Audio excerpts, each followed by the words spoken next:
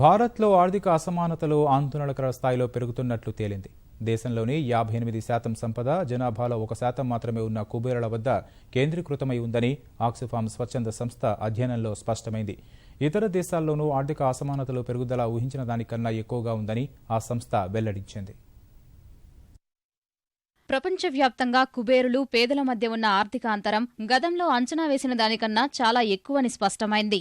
సంపన్నులు, మధ్యతరగతి ప్రజలు, పేదల ఆర్థిక స్థితిగతులకు సంబంధించిన అనేక గణాంకాల్ని విశ్లేషించి రూపొందించిన సమగ్ర నివేదికను ఆక్స్ఫామ్ స్వచ్ఛంద సంస్థ స్విట్జర్లాండ్లోని దావోస్లో ప్రపంచ ఆర్థిక వేదిక సదస్సు ప్రారంభానికి ముందు విడుదల చేసింది.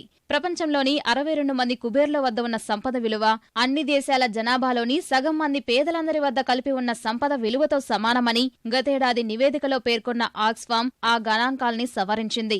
50% మంది పేదలందరి వద్ద కలిపి ఉన్న సొత్తు విలువ కేవలం 8 మంది సంపన్నుల ఆస్తి విలువతో సమానమని వెల్లడించింది. ప్రపంచంలో మొత్తం $255.7 ట్రిలియన్ సంపద ఉండగా ఇందులో $6.5 ట్రిలియన్ కొందరు కుబేరుల దగ్గరే కేంద్రీకృతమై ఉందని ఆక్స్ఫామ్ విశ్లేషించింది. అలాంటి సంపన్నుల జాబితాలో $75 బిలియన్ సంపదతో బిల్ గేట్స్ అగ్రస్థానంలో ఉన్నారని గుర్తు చేసింది.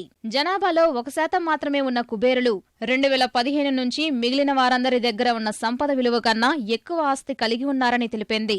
రానున్న 20 ఏళ్లలో 500 మంది సంపన్నులు తమ వారసులకు $2.1 ట్రిలియన్ సంపదను అందిస్తారన్న ఆక్స్ఫామ్ ఆ విలువ భారతదేశ జీడీపీ కన్నా ఎక్కువ అని వివరించింది.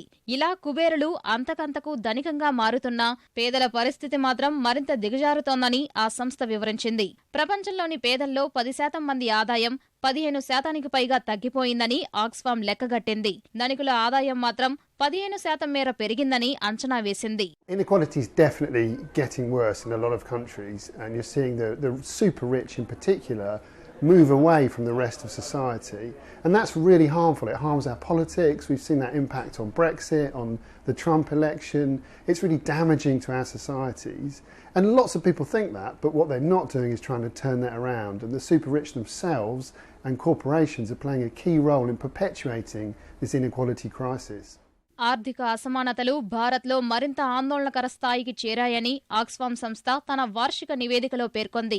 దేశంలోని 58% సంపద జనాభాలో 1% మాత్రమే ఉన్న కుబేరుల వద్దే ఉందని వెల్లడించింది. ప్రపంచ సగటు కన్నా ఇది 8% ఎక్కువ అని వివరించింది. దేశంలో మొత్తం $3.1 ట్రిలియన్ సంపద ఉండగా అందులో $248 బిలియన్ సంపద 84 మంది కుబేరుల దగ్గరే ఉందని ఆక్స్ఫామ్ వెల్లడించింది.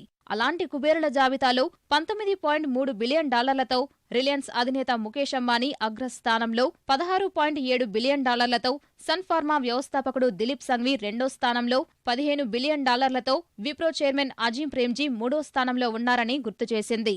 అదే సమయంలో వేతన చెల్లింపుల విషయంలో భారత్లో లింగ వ్యత్యాసం భారీగా ఉందన్న ఆక్స్ఫామ్ ఒకే పని చేస్తున్న మహిళల కన్నా పురుషులు 30% అధిక వేతనం పొందుతున్నారని లెక్కగట్టింది.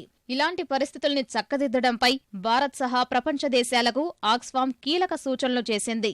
ధనికుల నుంచి సరైన రీతిలో పన్నులు వసూలు చేసేలా చర్యలు చేపట్టాలని కోరింది. The good news is that inequality is not inevitable.